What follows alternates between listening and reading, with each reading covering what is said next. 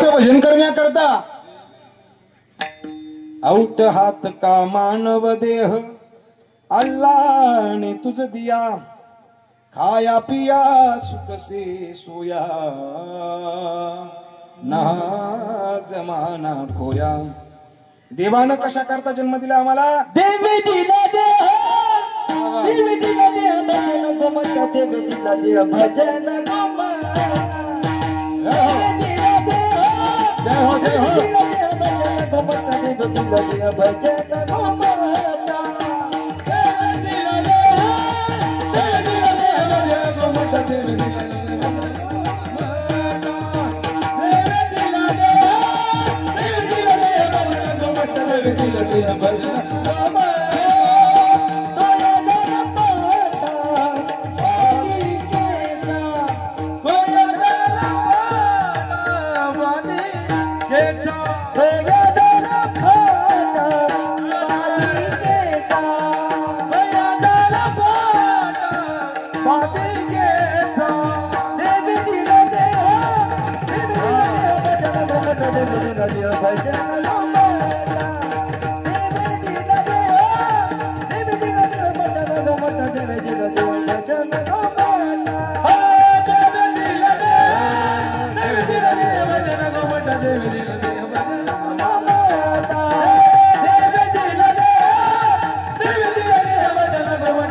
देह,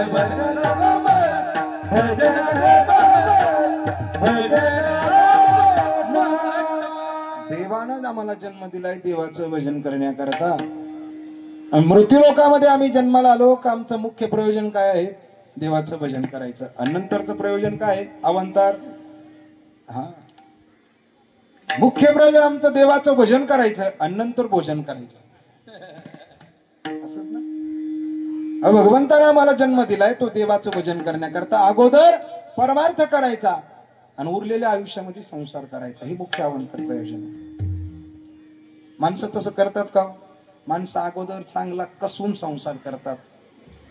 कसून, मी मुद्दामून शब्द कसून वापरला।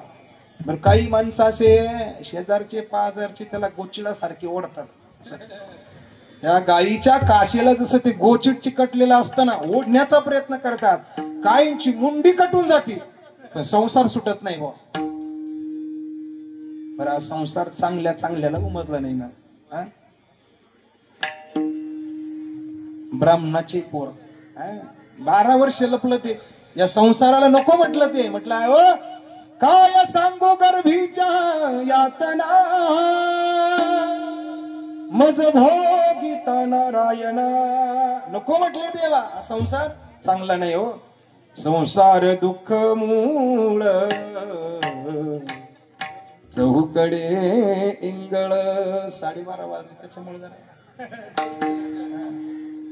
थोडं कोंजरून गांजरून पुढे जाऊ आपण। दुःख बांधवडी आहे हा संसार, दुःख बांधवडी आहे हा संसार, दुःख बांधवडी आहे हा संसार, दुःख बांधवडी आहे हा संसार। विचार सुखाचा विचार, सुखाचा विचार नाही मोठे, दुःख बांधवडी आहे हा संसार, दुःख बांधवडी आहे हा संसार, दुःख बांधवडी आहे हा संसार, दुःख बांधवडी आहे हा संसार, आहे हा संसार, संसार। हे कीर्तनकार लोक गुरुवारी नारायणगिरी महाराज कंटाळून गेले, निघून गेले शेवटी, सांगून सांगून तरी लोकांना संसार करायचा। एक दृष्टांत मी मोठ्याच्या मुखातून ऐकला। तुमच्या गावामध्ये कुंभार आहे का? कुंभार आहे का? कुंभार आहे? सद्गुरु सारिका आस्था पाटील कुंभार बाबा राहत होते गावामध्ये, आणि कुंभाराकडे माती वाहण्याकरता काय असतं? गाढव, बरोबर ना? त्या कुंभाराचा व्यवसाय म्हणजे यांचा जाऊ द्या, पण यांचा काही का असा ना, आपल्याला तिकडे नाही जायचं। त्या कुंभाराबाबत दृष्टांतामधल्या त्यांचा व्यवसाय होता मडकी घडवण्याचा, चुली घडवण्याचा। रात्रीचा दिवस होता, मंगळवारचा दिवस होता, बायकोनी सांगितलं मालक म्हणजे कुंभारीनं दम दिला. तुम्हाला देते कुंभारीनं दम. ले मालक, हा मालकी नाही बघ. मी तरी म्हणलं एवढे मालक कमून लाजता बा. मालक ऐका, उद्या कोपरगावचा बाजार आहे आणि आता पाडव्याचा सण जवळ आलाय. उन्हाचा तडाखा वाढतोय. आपण आपले मडके आणि चुली बाजारात नेऊ आणि पाडव्याचा सण आनंदात व्यतीत करू म्हणले. आपल्या लेकरा बाळाची दिवाळी आपल्याला आनंदानं करता नाही आली. मग पाडव्याचा सण, नवीन वर्षारंभ आहे. दोघांचं रात्री 10 वाजता बोलणं झालं बा, कुंभाराचं आणि कुंभारणीचं. त्या कुंभार बाबाकडे एक गाढव होतं ना, त्या गाढवाने भैयाजी रात्री 10 वाजता निर्णय घेतला. म्हटले आयुष्यभर कुंभारा करता आपण माती वाहिली, बोजा वाहिला, पण या कुंभाराला त्याची काहीच फिकीर नाही. म्हटले आता म्हणले मग आपण एक काम करू म्हणले, आता आज रात्री 10 वाजेपासून VRS घेऊ. म्हणजे स्वेच्छा निवृत्ती स्वीकारली त्यांनी. म्हटले उद्यापासून दिवस उजाडला का काम करायचं नाही. रात्री नवरा बायकोनं स्वप्न पाहिलं का उद्या भरपूर पैसे येणार आहे आणि गाढवाना इकडे पण केला, उद्यापासून मालका करता काम करायचं नाही. दोघांचं ठरलं. सकाळ उठली, कोंबडं आरवलं. कुंभारणीनं कुंभाराला उठवलं. म्हणले चला कोपरगावचा बाजार. दोघांनी मडके त्या चुली त्या गाढवाच्या पाठीवरती टाकल्या 8 वाजता. त्या रात्री त्या गाढवानं सांगितलं होतं मी VRS घेणार, स्वेच्छा निवृत्ती. ते गाढव 9 वाजले तरी उठायला तयार. संदीप दादा तयारच नव्हतं. ते 9 वाजले, 10 वाजले, 11 वाजले तरी काही करा. शेवटी कुंभारानं अशी एक ओल्ली फोकाटी घेतली, येड्या वाजली नदीच्या कडाला. इतकं मार मार मार मार मारलं. कुंभार बाबा घामाघूम झाले, कुंभारीन घामाघूम झाली, तरी ते गाढव उठायला तयार नाही. शेवटी ते गाढवच, तुम्ही फक्त गाढव ध्यानात धरा. एक असा शहाणा सुरता माणूस चालला. त्यांनी म्हणले ओ कुंभार दादा का मारताय त्याला एवढं. म्हटले ते सकाळी 8 वाजेपासून त्याच्या अंगावर बोजा टाकलाय. कोपरगावचा बाजार आता सुरू होईल म्हटले 12 वाजता. ते उठायला तयार नाही. पाडव्याचा सण आमच्या लेकरा बाळाचा आनंदात झाला पाहिजे म्हटले. आणि अहो असं हाणून मारून काही गोष्टी होत नसत्यात. काही प्रेमानं समजून उमजून घ्यावा लागत म्हटले. म्हणजे एक काम करा, आमच्या शेतामध्ये जा आणि घासाची पेंडी घेऊन या. कुंभारीला चपळ होती गोरख बाबा. पाटलानं फक्त एकच पेंडी सांगितली. कुंभारीचा स्वभाव असा होता ना, गेली पण 2 पेंड्या अशा आवळून टारकून आवळून आणल्या होती ना. यांचा स्वभाव तसा फार घेऊ बसत आहे. पाहुण्याच्या घरी जाताना जुनी घालून जाईल पण येताना ती टाचून नवीन सुनीन बा. गेली 2 आणल्या पेंड्या. म्हटले मग 2 फुटाचा तुकडा घ्या म्हटले बांबूचा. काय करायचं त्याचं, बरोबर त्या गाढवाच्या तोंडाच्या समोर लावा. बांधला. म्हटले मग आता ही घासाची हिरवीगार पेंडी त्या 2 फुटाच्या काठीला लावा. लावली. जशी हिरवीगार घासाची पेंडी त्या गाढवानं बघितली, ते गाढव ताट शिरी उठलं. ते म्हटलं आयुष्यभर त्या गाढवाला लोकांचे उकिरडे मी धुंडाळले म्हटले, पण असं हिरवीगार पेंडी पाहायला मिळाली नाही म्हणे कधी. ते उठलं आणि चालायला लागलं. त्याला असं वाटायचं आता 2 फुटावर घासाची पेंडी आहे, कधी आपल्याला त्या घासाच्या पेंडीचा आनंद घेता येईल. म्हणून ते चालत राहिलं. कोपरगावचं बाजारपेठ आली. बाजार तळावर येऊन थांबलं होते बाया.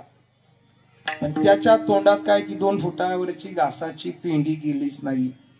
आता माझा असा प्रश्न आहे तुम्हाला, अजून किती अंतर कापल्यानंतर त्या हिरव्यागार घासाच्या पेंडीचा आनंद त्या गाढवाला घेता येईल?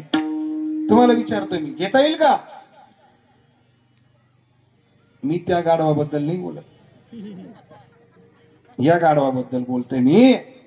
आपल्याला असंच वाटतंय की आता सुख येईल, सुख सर्व सुखाची आशा जन्म गेला, सर्व सुखाची आशा जन्म गेला, यज्ञनाही केला, यज्ञनाही केला, हिरतालीचा चिन पावला,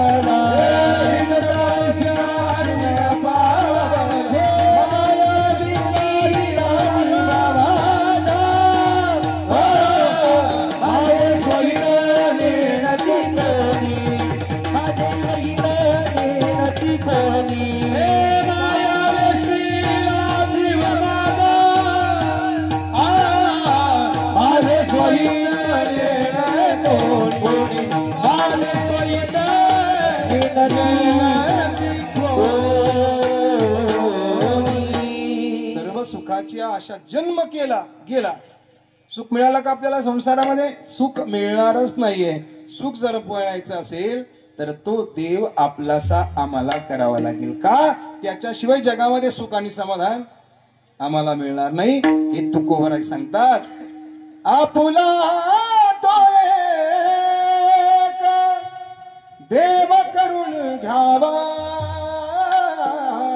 तेने विन जीवा सुख नो. त्याच्याशिवाय आम्हाला सुख मिळणार नाहीये ही कल्पना माझ्या जगद्गुरु तुकोबरायांना होती. पण उठले सारखं देवाचं भजन तुकोबरायांचं चालायचं. काय तुकोबरायांची घरची परिस्थिती बघा ना. हो, कुत्री घर राखी ती, ही तुकोबरायांच्या घराची अवस्था आहे. पाहुणे जर आले ना बसायला बाज नाही. म्हणजे चंद्राचा प्रकाश आतमध्ये यायचा असा पुराणामध्ये उल्लेख आलाय. म्हणजे याचा अर्थ त्या झोपडीला वरून काहीच पाचट वगैरे नव्हतं. आम्ही सदैव सुडके जवळी येता चोर धाके. ही तुकोबरायांची अवस्था आहे. पण ती तुकोबरा परमार्थामध्ये परिपूर्ण होते. तुकोबरायांसारखा परमार्थ मला जमणार नाहीये. सकाळी उठलं का देवाचं भजन. पण एवढं देवाचं भजन चालायचं. देव घरामध्ये माझे तुकोबराय बसले ना, डोळ्यातून अश्रूच्या धाऱ्या माझ्या तुकोबरायांच्या निघायच्या. अशी भक्ती करावी. अशी गळ्यामध्ये विणा घेतला माझ्या तुकोबरायांनी. पांडुरंग परमात्म्याच्या नावानं गोपीचंदाचा टिळा लावला. हातामध्ये टाळ चिपळ्या घेतल्या आणि निघाले माझ्या पांडुरंग परमात्म्याकडे. पांडुरंग विठ्ठला माय बापा आवाज दिला. हे वारकरी घेऊन मासिक वारीचे भक्त आमचे जगद्गुरु तुकोबराय पंढरपूरच्या दिशेनं निघाले. घोळ घोळ वाजती टाळ, घोळ घोळ वाजती टाळ, जन जना नादर साळ, जन जना नादर साळ. उदो झाली पहिली वेळ, उदो झाली पहिली वेळ. उठावा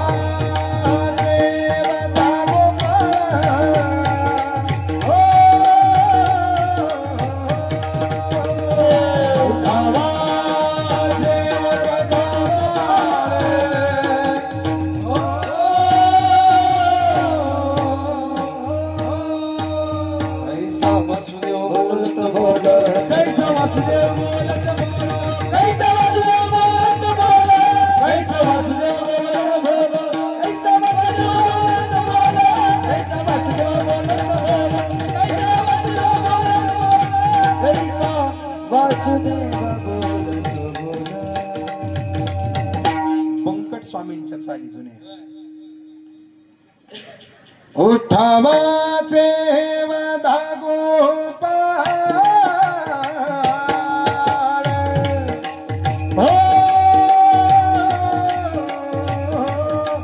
त्या पावल्या खेळायच्या, टाळ्या वाजवायच्या.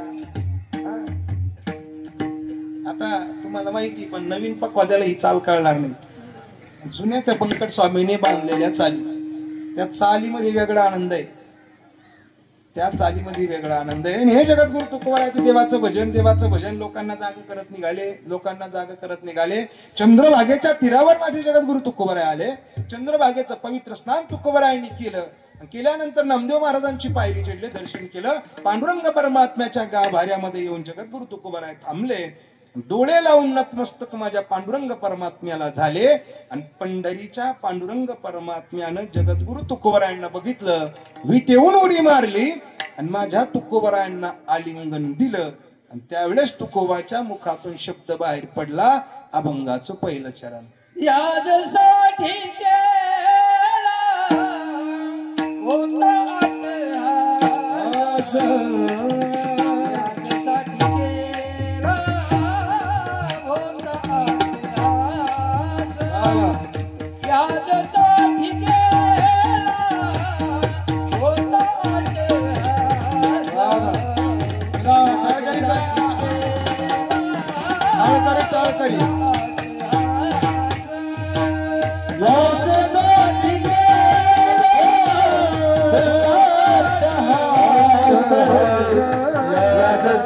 केला होता हास यासाठी केला होता यासाठी केला होता हास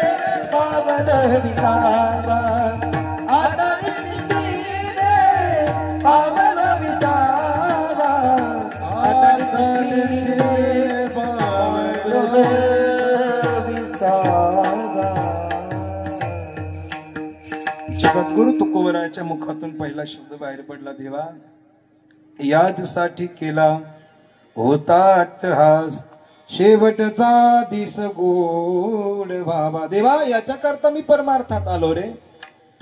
जगद्गुरु तुकोबरायांनी म्हणावं.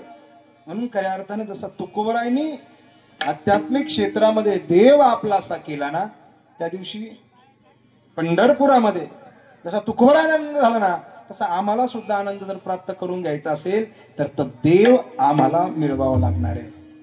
देव माझा माझा माझा माझा माझा देव माझा मी देवाचा देव माझा माझा माझा माझा देव माझा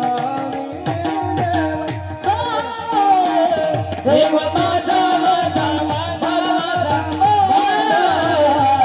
देव माझा मी देवाचा देव माझा माझा देव माझा मी देवाचा सत्यमाजी हीच माझी सत्यमाजी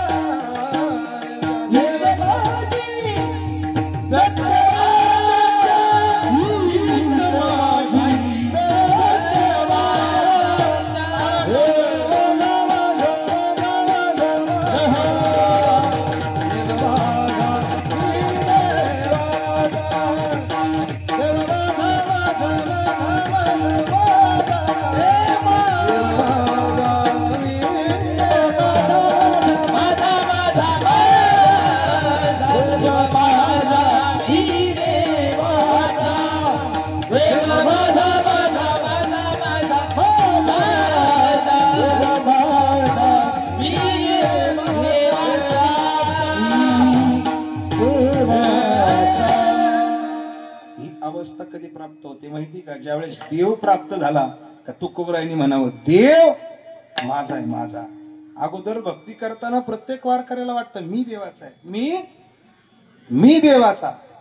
एकदा परमार्थामध्ये परमोच्च स्थान प्राप्त झालंय, एकदा तप पूर्ण झालं, मग त्या साधकाला म्हणायला अधिकार प्राप्त होतो मी देवाचा नाही, देव माझा आहे देव. एखादी नवी नवरी जर संसारामध्ये लग्न करून आली ना, संसारातलं सांगतो म्हणजे पटकन कळलं तुम्हाला. बऱ्याच गोष्टी संसारातल्या सांगाव्या लागतात तेव्हा कीर्तन कळतं. नवी नवरी जर लग्न करून आली ना तर ती काय म्हणते माहितीये का? गोरख महाराज मी नवऱ्याची, मी काय म्हणते ती? मी नवऱ्याची आहे, मी या नवऱ्याची, मी या नवऱ्याची, म्हणजे असं ओळख करून देत असते जावा भावन म्हणजे बाकीच्या पाहुण्यांना. एकदा तिला अधिकार प्राप्त झाला, असं तप पूर्ण झालं नातू पंतू अंगावर खेळायला लागले तर तिच्यामध्ये ते वजन येतं बघा, वजन आपला गावंडाळ शब्द आहे वजन. तिच्यामध्ये ते वेटेज तयार होतं, अधिकार प्राप्त होतो. मग तो मालक तिच्या ताब्यात. सासूच्या कमराच्या चाव्या तिच्या कमराला एकदा आल्या का मग सगळ्या घरामध्ये दरारा तिचा. कोणाचा? जी अगोदर ओळख करून देत असते, मी नवऱ्याची. एकदा सासूच्या कमराच्या चाव्या तिच्या कमराला लागल्या, अधिकार प्राप्त झाला का मग ती म्हणते नवरा माझा. आधी काय म्हणते? मी नवऱ्याची. आता अधिकार प्राप्त झाला, आता नवरा माझा आहे. नवरा तसं तुकोबराय म्हणतात, मी देवाचा नाही, देव माझा आहे. हीच माझी सत्य वाचा, देव माझा, मी देवाचा. हा अधिकार कधी प्राप्त होतो? ज्यावेळेस आपली भक्ती फलद्रूप होते. आणि हे तुकोबरायांच्या बाबतीत घडलं. अनेकांनी शेवटचा दिवस गोड करून घेतला हो. पांडुरंग परमात्मा त्याच्या प्राप्तीकरता अनेक संतांचं वर्णन मला सांगता येईल, पण काशी क्षेत्रामध्ये कबीर नावाचे एक महात्मे होऊन गेले. सकाळी उठलं की त्या पांडुरंग परमात्म्याची सेवा करावी, काशी विश्वेश्वराच्या प्रांगणामध्ये जावं, तर भगवान भोल्या महादेवाची प्रार्थना करावी. नम शिवाय नम शिवाय हर हर बोले नम शिवाय नम शिवाय नम शिवाय हर हर बोले नम शिवाय नम शिवाय हरि हरि बोले नम शिवाय नम शिवाय हरि हरि बोले नम शिवाय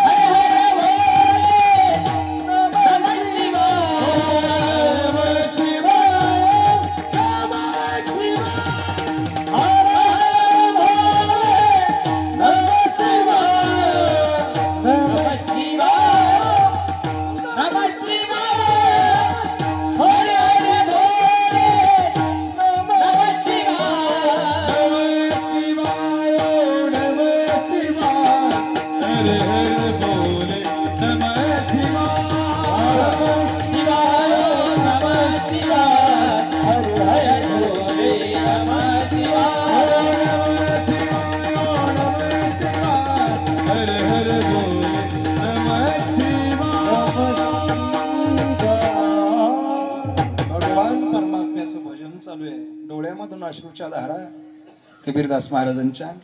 आणि तेवढ्यामध्ये एक पत्र माझ्या त्या कबीर महाराजांना आलं. 100 जणांचे वारकरी, 100 जण महाराष्ट्रामधून काशी विश्वेश्वराच्या दर्शनाकरता काशीला येत आहे. कबीरदास महाराजांनी ते पत्र हातामध्ये घेतलं. पत्राकडे पाहताय कबीरदास महाराज, त्या पत्राकडे बघताय, त्या पोस्टमन कडे बघतायत, पत्राकडे बघतायत. आणि बघता बघता अचानक कबीरदास महाराजांच्या डोळ्यातून अश्रूच्या धारा चालू झाल्या हो. रडायला लागले आमचे कबीरदास महाराज. 7-8-10 वर्षाचा लेकरू आपलं, ज्याचं नाव कमाल आहे, ते कमालानं बघितलं. ते लेकरू त्या बापाजवळ आलं आणि कबीरदास महाराजांना असं हलवून म्हणायला लागलं, बाबा का रडताय? सांगा ना रडायचं कारण काय? त्यावेळेस कबीरदासांनी सांगितलं, बाळा 15 दिवसापासून आपल्या घरातली चूल पेटली नाही रे. 15 दिवस झाले, मला माहिती आहे 15 दिवसापासून तू उपाशी आहे, मी उपाशी आहे, तुझी आई उपाशी आहे. म्हटले हो बाबा माहिती हो, आपल्या घराची परिस्थिती तशी निर्माण झाली आहे. म्हटले मग रडता का बाबा हे सांगा ना. त्यावेळेस त्या लेकराच्या समोर त्या बापानं सांगितलं, महाराष्ट्रामधून 100 वारकरी काशी विश्वेश्वराच्या दर्शनाला येत आहे. 100 वारकरी येत आहे. म्हटले मग बाबा, अरे 15 दिवस झाले घरामध्ये अन्नधान्य नाहीये, त्या 100 वारकऱ्यांना कसं जेव घालायचं सांगा ना, कसं जेव घालायचं सांगा ना. म्हणून रडतोय हो. कमालाच्या मुखातून शब्द बाहेर पडला, बाबा साधू महात्मा हा कधी रडत नसतो. साधूच्या डोळ्यातून अश्रू येत नसतात. जगाच्या कल्याणाकरता साधूचा जन्म असतो. जगातल्या प्रत्येक माणसाच्या डोळ्यातलं अश्रू पुसण्याकरता संतांचा जन्म आहे. आणि तुम्ही तर संत आहे. आणि त्यावेळेस कबीरदासांनी सांगायला सुरुवात केली, संताची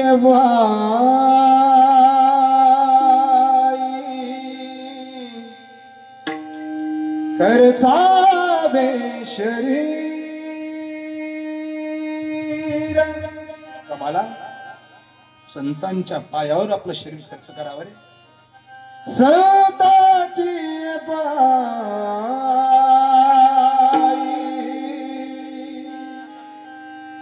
खर्चावे शरीर.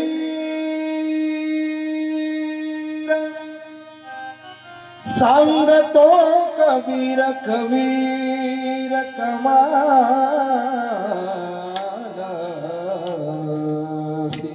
कबीरदास महाराज कमालाला सांगताय, 15 दिवस झाले अजून चूल पेटलेली नाही रे. त्या लेकराला, 8-10 वर्षाच्या लेकराला स्वतःच्या बापाच्या डोळ्यातून अश्रूच्या धारा चालू झाला. हे समजत दुखवलं त्याचं मन. त्याने सांगितलं, बाबा अजिबात रडू नका, अजिबात. वारकरी उद्या येणार आहे ना, उद्या येणार आहे ना, अजून 24 तास आपल्याकडे शिल्लक आहे. बाबा रडू नका. म्हटले, मग आपल्या गावामध्ये वाण्याचं दुकान आहे, त्या वाणी बाबा कोण आपण अन्नधान्य घेऊन येऊ, किराणा घेऊन येऊ आणि 100 वारकऱ्यांना जेवण घालू म्हटले. कबीरदास महाराजांच्या मुखातून शब्द बाहेर पडला, बाळा कमाला, 1 वर्षापासून त्या वाणी बाबाची थकबाकी थकलेली, तू आपल्याला आता परत किराणा देणार नाही ना. म्हटले, बाबा अजिबात काळजी करू नका, 100 वारकऱ्यांना जेवू घालायचंय ना. म्हटले, मग अजिबात काळजी करू नका. अहो, त्या वाणी बाबाने जर किराणा दिला नाही तर रात्री जाऊन चोरी करू, आपण चोरी करू. म्हटले, चोरी. बस ठरला प्लॅनिंग. ठरल्याप्रमाणे रात्री 11 वाजले. कबीरदास महाराज आणि कमाल महाराज दोघं त्या वाणी बाबाच्या किराण्याजवळ गेले. दोघांनी किराणा दुकान फोडलं. एका बगलेमध्ये अशी काखेमध्ये झोळी टांगली आहे, त्याच्यामध्ये 100 वारकऱ्याला जेवढा किराणा लागेल ना, जेवढी साखर, जेवढा रवा, तेवढा सगळा कबीरदास महाराजांनी घेतला आणि अंधाराचा फायदा करून ते निघाले. माग कमाल आहे. कमाल म्हटला, आपण चोरी करतोय वारकऱ्यांकरता, पण चोरी सुद्धा सांगून केली पाहिजे. सांगून वारकऱ्यांकरता करतोय ना, सांगून केली पाहिजे. बाप पुढे चाललंय, कबीरदास महाराज पुढे चालले, कमाल मागून आहे. तो म्हटला, चोरी सांगून केली पाहिजे. वाणी बाबा असा अंगणामध्ये झोपला होता आणि वाणी बाबाला असं हलवलं. म्हटले, हो वाणी बाबा, तुमचं किराणा दुकान फोडलंय आम्ही, त्याची चोरी केली आहे. धाड शिरी उठलाय तो वाणी बाबा. म्हटले, किराणा फोडलाय, किराणा दुकान फोडलाय, चोरी झाली आहे. उठला आणि धरलं. उठल्या सरशी त्यानं लगेच कबीर महाराजांचा एक हात धरला, कवालदास महाराजांचा, कमालाचा एक हात धरला. 100 फुटावरती बाप उभा आहे अंधारामध्ये. काय करावं समजत नाहीये. कबीरदास महाराज ढसा ढसा रडायला लागले. अरे पांडुरंग परमात्म्याचे निष्ठावान वारकरी नामदेव महाराजासह सगळे वारकरी काशी विश्वेश्वराच्या भगवंताच्या दर्शनाला येत आहेत आणि आम्ही वाणी बाबाचं दुकान फोडलंय. ही वार्ता जर त्या वारकऱ्यांना कळली ना, ते आमच्या घरी जेवण करणार नाहीये. मग काय करावं? पांडुरंग परमात्म्याकडे आमचे कबीरदास महाराज बघायला लागले, ढसा ढसा रडायला लागले. देवा, 100 वारकऱ्यांकरता किराणा चोरलाय आम्ही वाणी बाबाच्या दुकानामध्ये आणि वाणी बाबानं माझ्या लेकराचा असा हात धरलाय. आता जर अंधारामधून उजाडात माझ्या लेकराला नेलं तर कमालाला तो वाणी बाबा ओळखेल आणि उद्या सगळ्या गावामध्ये दौंडी पिटवेल. का 100 वारकऱ्यांकरता कबीरदास महाराजांनी आणि त्यांच्या 8 वर्षाच्या लेकरानं कमालानं वाणी बाबाचं दुकान फोडून चोरी केली आहे आणि सगळ्या गावामध्ये ढिंडोरा पिटेल आणि 100 वारकरी निर्मुख जातील. हे कबीरदास महाराजांना सहन झालं नाही हो. पण कबीरदास महाराजांचाच पोटचा गोळा आहे कमाल. त्याने सांगितलं, बाबा अजिबात रडू नका. का रडताय? मग तुम्हाला असं वाटतंय का हा मला ओळखेल ना? एक काम करा बाबा, आपल्या घरामध्ये जा, दरवाजाच्या पाठीमागे म्यानेमध्ये तलवार आहे. तुम्हाला जर वाटत असेल ना या कमालाला ओळखील आणि 100 वारकरी निर्मुख जातील ना, बाबा दरवाजा मागची तलवार घेऊन या आणि त्या तलवारीनं माझा शिरच्छेद करा. याला म्हणावं पांडुरंग परमात्म्याचा वारकरी. कबीरदास महाराजांचं एकुलता एक लेकरू आहे हो. पांडुरंग परमात्म्याकडे आमच्या कमालदास कबीर महाराजांनी बघितलं, डसा डसा रडायला लागले हो. जव हे आकाशवर पडो पाहे ब्रह्मगोण भंग जाये वडवानवळ त्रिभुवन खाये विठ्ठला परिमी तुझीच वाट पाहे विठ्ठला. ते आकाश तुटलं तरी चालेल, ब्रह्मगोळ भंगला तरी चालेल देवा, पण मी तुझी वाट बघतोय. पांडुरंग परमात्म्याचा निष्ठावान वारकरी आमचे कबीरदास महाराज. एकुलता एक लेकरू आहे, काय करावं. कबीरदास महाराज घराकडे पळत गेले, मागची तलवार उपासली, कमालापर्यंत आले. एका हातानं त्या वाणीबाबानं कमालाचा हात धरलाय, तो मागा ओढतोय उजाडाकडे, पण कमाल अंधारातून उजेडात जात नाहीये. एकुलता एक लेकरू. कबीरदास महाराजांनी स्वतःच्या लेकराला छातीला लावलं, छातीला. एकुलता एका लेकरा करता म्हणजे कबीरदास महाराज ढसा ढसा रडायला लागले, ढसा ढसा. 100 वारकऱ्यांकरता आपल्या एका लेकराचा शिरच्छेद करायची तयारी आमच्या निष्ठावान वारकऱ्यामध्ये हो. ढसा ढसा रडायला लागले. कमाल रडतोय, कबीरदास महाराज रडताय. हे दृश्य बघतोय पांडुरंग परमात्मा वैकुंठामधून. भक्त असावा असा. निष्ठावंत भाव भक्ताचा स्वधर्म निर्धार हे वर्म चुकू नये. हा वारकरी करा. पांडुरंग परमात्मा बघतोय, कमळाल रडतोय, कबीरदास रडतोय. बाबा अजिबात रडू नका, अजिबात रडू नका, अजिबात रडू नका हो. मागचा पुढचा विचार न करता कबीरदास महाराजांना तलवार उपसली आणि एका झटक्यामध्ये स्वतःच्या लेकराचं मुडकं स्वतःच्या तलवारीनं हो कमलानी शीर खंडोरी गाडी कमलानी शीर. काय प्रसंग पांडुरंग परमात्म्याच्या वारकऱ्यांकरता 100 वारकरी जेवावं म्हणून कमालाने स्वतःचं शीर स्वतःच्या बाबाच्या हाताला तलवारीनं खंडून दिलं.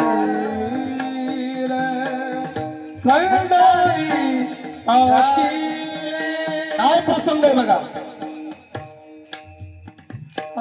एकुलता एक लेकरू आहे आपलं. मागचा पुढचा विचार त्या कमालानं केला नाही. बापाला सांगितलं, बाबा 100 वारकरी जेव्हा घालायचे ना, 100 वारकरी जेव्हा घालायचे ना, उडवा माझा बा, उडवा माझा शिरच्छेद करायला. कसा कसा रडतोय आमचा कबीरदास.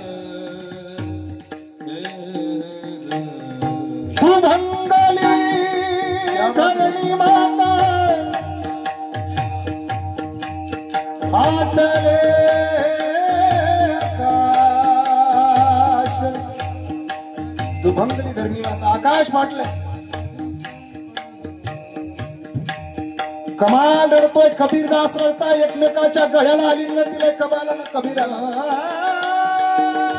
काय प्रसंग असेल डोळ्यासमोर आठवा. एकुलता एक लेकरावर काय मागचा पुढचा विचार आमच्या कबीरदास महाराजांनी केला नाहीये. तलवार उपसली मॅनेमधून, एका झटक्यामध्ये स्वतःच्या पोटच्या गोळ्याचा मुंडकं त्या तलवारीला बुडवलंय. कमलानी शीर खंडोरी गाडी रे कमलानी शीर खंडोरी गाडी रे कमलानी शीर खंडोरी गाडी कमलानी शीर खंडोरी गाडी. संत मावळे जगी संत मावळे जगी कमलानी शीर खंडोरी गाडी कमलानी शीर हरदोनी काळी रे. एका झटक्यामध्ये कमालदास महाराजांचं मुंडकं उडवलं आणि किराणा घेऊन कबीरदास महाराज आले. आईला माहिती आपला मुलाचा शिरच्छेद झालाय, आईला माहिती. 100 वारकरी कबीरदास महाराजांच्या घरी जेवायला आले. आईनं सुद्धा मोठं मन करून सगळ्या वारकऱ्यांकरता जेवणाची सुविधा केली. याला म्हणतात आई. वारकऱ्याची बायको अशी असावी. सगळं दुःख 9 महिने 9 दिवस आपल्या गर्भामध्ये लेकराचा सांभाळ करून त्याचं मुंडकं उडवलंय, तरी ते सगळं दुःख आईनं आपल्या हृदयामध्ये साठवून धरले आणि वारकऱ्यांकरता भोजन बनवलंय. सगळे वारकरी जेवायला बसले. नामदेव महाराजांनी प्रसंग जुना आठवला. म्हटले, कबीरदास महाराज, मागच्या वेळेस ज्यावेळेस जेवणाला आलो ना, त्यावेळेस तुमचं 6 वर्षाचं लेकरू कमाल होतं दिसत नाही हो. हा प्रसंग किती अनावर आला. एकुलता एक लेकरू आहे, दिसत नाही कुठे हो. शेवटी आईचं हृदय असतं. लेकुराचे हित जाणे माऊलीचे चित्त किंवा वाही माऊलीचे चित्त. ऐसी कळवळ याची जाती तरी लाभावी नसती. कंठ दाटून आला त्या आईचा. कबीरदास महाराजांनी सांगितलं होतं वारकऱ्याच्या समोर एक शब्द सुद्धा काढायचा नाही, पण लेकराची आठवण झाली आणि हुंदका देऊन देऊन आमची ती कबीरदास महाराजांची बायको बोलली, 100 वारकऱ्यांच्या भोजनाकरता माझ्या लेकराचा बळी गेलाय हो. बस नामदेव महाराजांनी एवढा शब्द कानावर पडला. म्हटले आता नाही जेवण. आमच्याकरता स्वतःच्या लेकराचा त्याग केला ना, म्हटलं देवाच्या बापाला कमलाला जिवंत करावं लागेल. हा साधूचा, हा संतांचा अधिकार आहे. सगळे वारकरी जमा झाले काशी विश्वेश्वराच्या मंदिरामध्ये आणि दिली पांडुरंग परमात्म्याला हाक. पांडुरंगा विठ्ठला, माय बापा विठ्ठला, तुळशी माळ ही श्वासांची तुटे धाव विठ्ठला, जीव झाला कासा वीस रूपदाव विठ्ठला. पांडुरंगा विठ्ठला, माय बापा विठ्ठला. 1 वाजल्यामुळं पांडुरंग लवकर अवतरी झाली. कसा वेळ निघून गेला. ही म्हणणारी माणसं, वाजवणारी माणसे, ऐकणारे सुद्धा तेवढे ते भान विसरून ऐकताय. कसा वेळ निघून गेला काहीच कळलं नाही. गाण्यामध्ये वेळ निघून गेला. ही महाराष्ट्रातली माणसं परत परत मिळणारी नाही ना आम्हाला कधी. हे वर्षातून एखादा सुवर्ण कांचन योग येतो. सुवर्ण कांचन दुग्ध शर्करा नाही, त्याच्या पुढचा योग. हा महापर्वणी जसा महाकुंभ चालू ना आता, बऱ्याच दिवसाला आम्ही सगळे एकत्र जमलो म्हणून गाण्याचा आनंद घेतो. त्याला कारण एक आहे, तुमचे सगळ्यांचे चेहरे फ्रेश आहे आणि साऊंडवाला आमचा ओंकार दादा 1 नंबर आहे. म्हणून गाणं म्हणजे माणसाला गाण्याचा नाद असावा. नाद. संगीत है शक्ती ईश्वर की, हर स्वर में बसे है राम. रोगी को जो सुनाए राग तो रोगी को मिले आराम. ही संगीताची ताकद आहे विठ्ठला.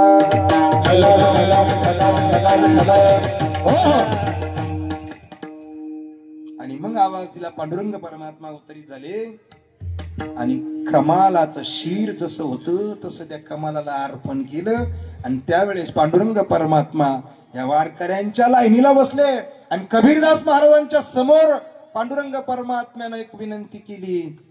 योग्याच्या ध्यानात न जाणारा मी, तुमची भक्ती एवढी मान आहे, तुमच्या करता वैकुंठावनी पर्यंत आलो. काय मागायचं ते मागा म्हटले मला. त्यावेळेस कबीरदास महाराजांच्या मुखातून शब्द बाहेर पडला. देवा याजसाठी केला होता अट्टहास, याजसाठी केला होता अट्टहास.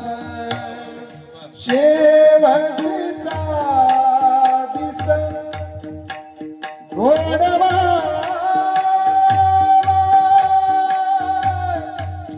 शेवटचा दिस गोडवा. म्हणायला गोड लागतं पण ती मिनिट आणि सेकंद पळून राहिलं ना पुढे.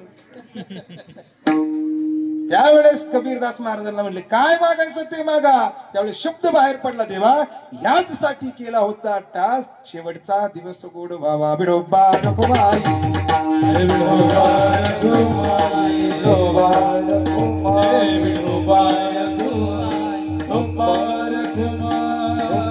रखुमाई विठोबा रखुमाई